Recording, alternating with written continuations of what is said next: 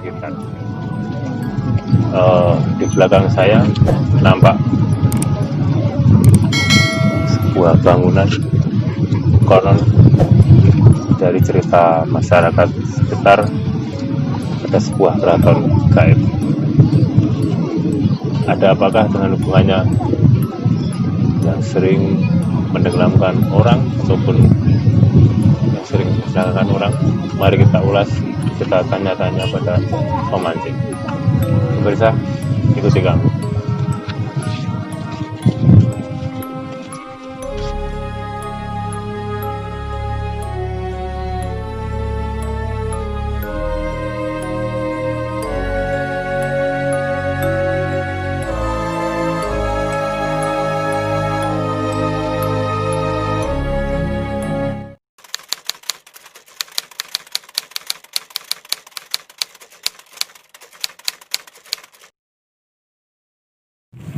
Selamat sore mas. Selamat sore mas. Nyantai mas. Dengan siapa mas? Haris. Mas Hari ini mas? Dodo. Oh mas Dodo ya. Selamat sore mas. Boleh ngobrol-ngobrol mas? Santai. Jadi gini mas.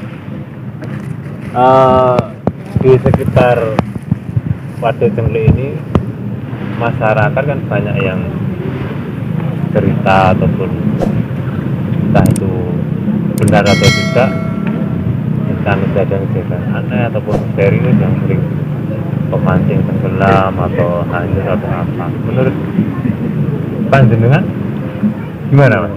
Kalau menurut saya sih ya memang gimana ya mas, percaya nggak percaya soal mitos tadi. Oh gitu. Gitu. Cuman kalau dari kenyataan yang beredar itu memang Banyak ya mas? Ya. Ya, jadi benar ya? Nggak cuma di sini sih, Iya. tapi hampir di semua waduk biasanya memang mungkin setiap tahun bahkan pasti ada lah. Iya. Ya, nggak sambil mancing.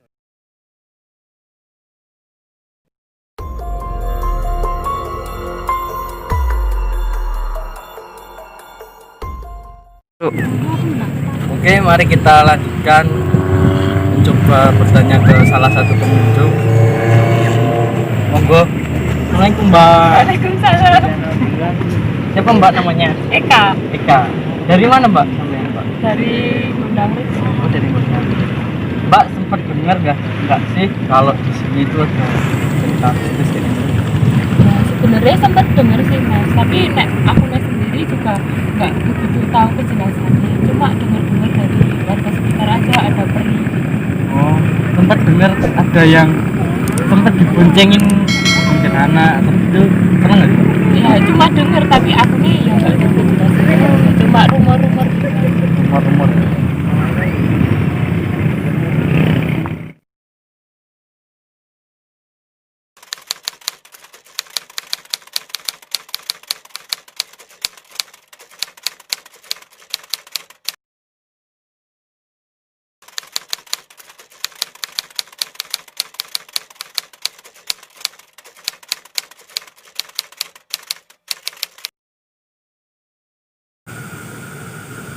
Assalamualaikum warahmatullahi wabarakatuh. Selamat malam pemirsa. Kali ini kami dari tim Kacamata Astral akan mengulas ataupun menyebabkan tabir misteri menurut cerita-cerita penduduk yang konon terjadi penampakan ataupun sering ada suatu kematian yang dikatakan tumbal. Kali ini kami mendatangkan narasumber yang akan membantu tim kita untuk mengulas Waduk Cengklik yang ada di Kabupaten Boyolali, Surakarta. Selamat malam, Mas. Dengan siapa? Muslim. Mas Muslim. Ya.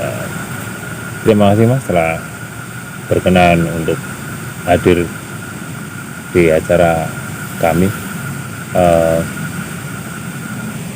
Mungkin kami akan mengulas sedikit banyaknya tentang Waduk Cengklik Kira-kira waduk Cengklik dibuat tahun berapa ya? Itu insya Allah kalau nggak salah itu sekitar 1920 sampai 1930-an lah rampungnya. Jadi sekitar 5 tahun. tahun 10 tahun itu. Di 1920 akhir ke 30 awal. Yang membuat ataupun yang merencanakan suatu pembangunan waduk Cengklik sendiri siapa, Mas? Nah itu waktu itu dari keraton ya, Keraton, dari keraton dibantu kolonial Belanda waktu itu. Ya. Nah, untuk apa irigasi lah, untuk irigasi Pengairan. ya, pengairan lahan petani tebu untuk pabrik gula Colomadu. Menurut kacamata astral Mas Muslih ya, di samping pembuatan waduk tersebut, sebelum waduk tersebut sebenarnya berupa apa sih, Mas? Sebelum dibangun Ya lahan kosong aja. lahan kosong. Kosong aja. Apakah di situ juga non sewu ya, dalam konteks gaib itu ada suatu keraton atau tempat-tempat angker yang konon cerita, Mas, banyak penduduk setempat itu sering ada penampakan yang berwujud peri atau kuntilanak ya. Itu sering menggoda, bahkan dulu ada yang cerita sih, dengar-dengar ada yang naik motor diboncengi. Nah, makhluk seperti itu bahwasanya memang makhluk asli sekitar itu atau memang korban-korban yang tenggelam ataupun yang dijadikan tumbal itu, bagaimana menurut kacamata astral ini? Jadi menurut saya itu memang makhluk yang di situ ya. Oh, Jadi, asli situ? Iya, entah terlepas itu dari yang katakan tumbal tadi atau waktu zaman dulu. Ya. Jadi memang semua tempat kan ada makhluk astralnya. Ya. Jadi ya di situ dia jahil, suka mengganggu manusia, ya seperti itu. Oh, gitu. Terutama yang kosong pikirannya. Oh, gimana? Ya. Terus menurut saya, Mas, yang saya lihat di tengah-tengah waduk itu ada kayak pulau. Di situ saya lihat ada kuburan. Boleh sedikit cerita tentang soal pulau atau kuburan itu?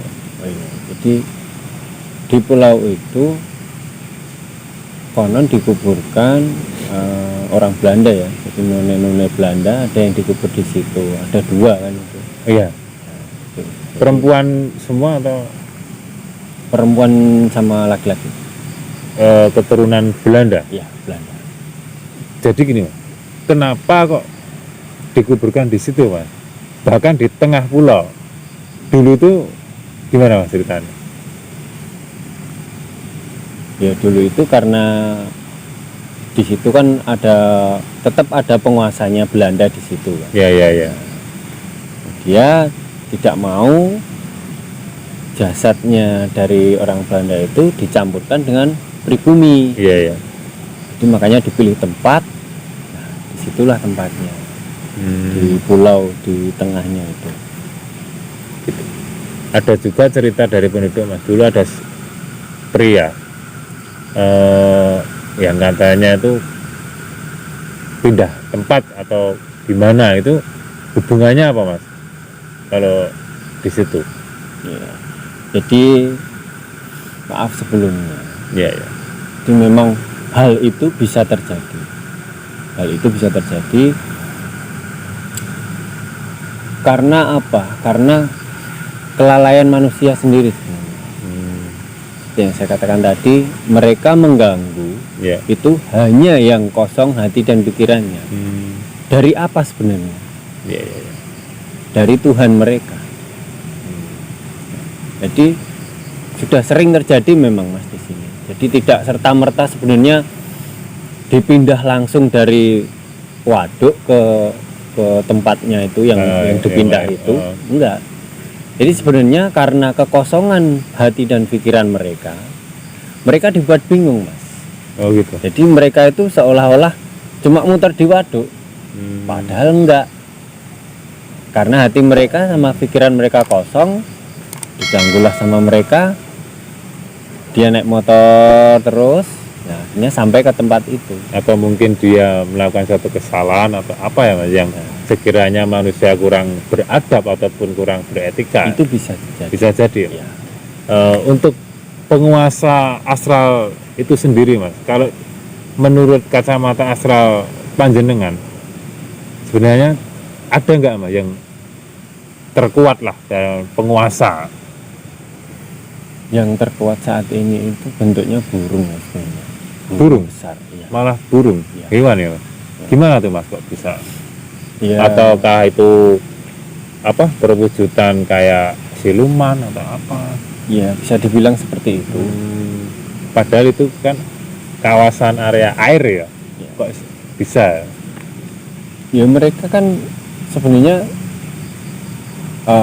siluman ya, khususnya ke siluman itu lebih suka dengan bentuknya mereka, pede dengan bentuknya mereka seperti itu. Oh iya, iya. Wujud aslinya, Ya, wujud aslinya burung ya. ya untuk penguasanya saat ini ya. Iya, iya.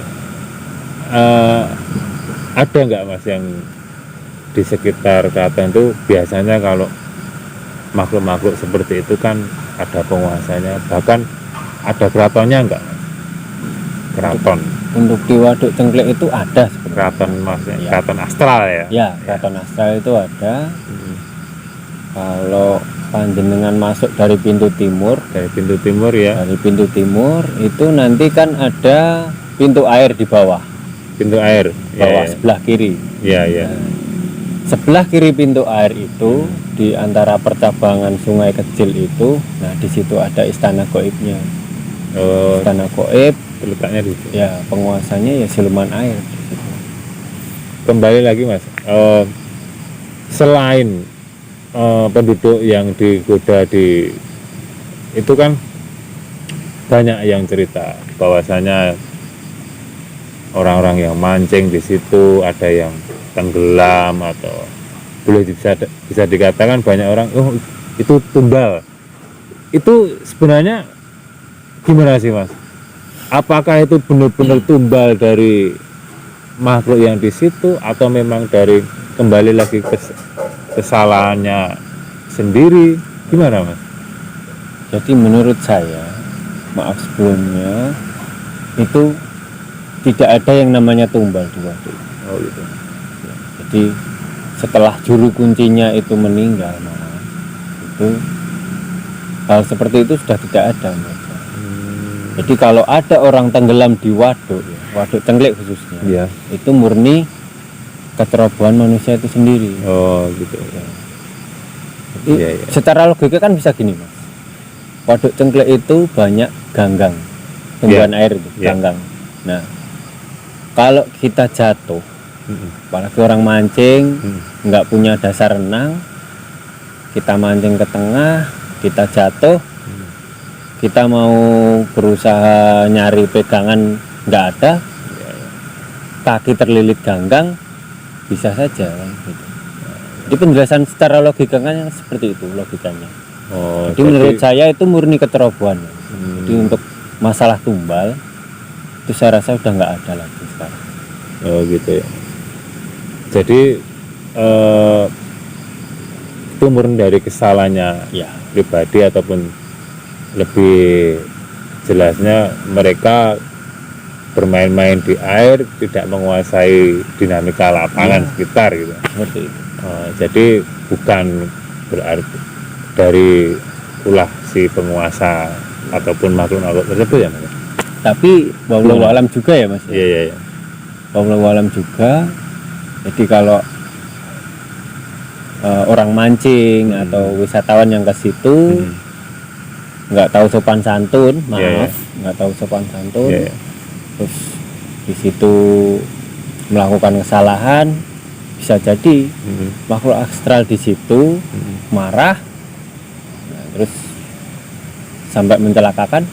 Wallahu a'lam juga bisa jadi. Apa bisa dikatakan bahwasanya orang tersebut melakukan satu kesalahan, ke situ datangnya di samping kurang sopan atau punya maksud tertentu kayak minta pesugihan atau apa, itu memang di situ ada nggak Mas tempat-tempat ataupun orang-orang yang melakukan ritual seperti itu? Saya rasa enggak ya, karena Tidak. waduk cengklek ini kan memang murni buatan manusia. Oh gitu. Jadi ya memang ada makhluk astral di situ, penguasanya ada, karena memang semua tempat ada dan itu sangat berpotensi juga untuk ditempati makhluk astral. Tapi untuk yang apa tumbal dan sebagainya itu saya rasa tidak ada sama sekali. Jadi mungkin ketidaktahuan orang ya. Jadi kan tidak semua orang bisa melihat dari segi kacamata astral. Nah, ketidaktahuan membuat kesalahan di situ, entah bercanda yang kelewatan atau apa, menyinggung penguasanya di situ, bisa jadi. Kita merendahkan penguasa di situ, apa penguasanya di situ nggak marah, kan seperti itu katakan. Ya, jadi semua yang terjadi itu tetap kesalahan pribadinya masing-masing. Ya gitu. Ya, jadi kalau masalah etika ya itu tadi.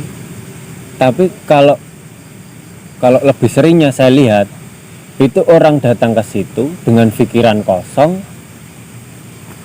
disitulah nanti.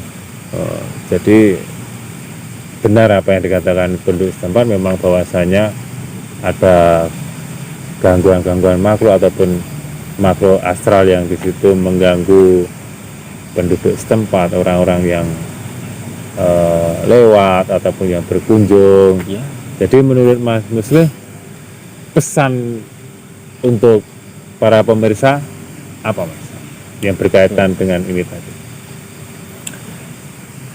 Sebelumnya saya minta maaf ya, jadi kemanapun kita pergi kita beretika lah sebagai manusia. Memang kita diciptakan sempurna, tapi kesempurnaan memang hanya milik Tuhan kita. Mereka itu ada. Kita sebagai manusia yang ditinggikan derajatnya, sudah sepantasnya lah kita menghormati juga mereka sebagai ciptaan Tuhan. Jadi tidak serta-merta kita sombong sebagai manusia, alah mereka cuma makhluk yang lain yang diciptakan lebih rendah dari kita. Jangan seperti itu, karena etika itu perlu dimanapun tempatnya. Selain beretika, jangan pernah sekalipun kehilangan iman dalam hati pemirsa semuanya, karena mereka hanya bisa mencelakai atau mengganggu itu kalau hatinya kosong, pikirannya kosong. Jadi kalau hati itu selalu kita ingat kepada Tuhan, tidak kosong pikiran, entah apapun masalah hidup Anda semuanya, insya Allah kita akan selamat dari gangguan ataupun dicelakai oleh makhluk tersebut. Itu mungkin itu. Ya. Terima kasih Mas Muslih atas obrolan pengulasaan tadi. Terima kasih sebelumnya. Kita kembali pemirsa. Tadi sedikit banyak ulasan tentang Waduk Cengklek Boyolali, bahwasanya kita jangan takut dimanapun tempat, meskipun itu angker. Yang jelas jaga keimanan, jaga selalu dan meminta perlindungan sama Tuhan Yang Maha Esa. Pemirsa, sampai di sini ulasan Waduk Cengklek bersama Kacamata Astral. Tunggu episode berikutnya. Wassalamualaikum warahmatullahi wabarakatuh.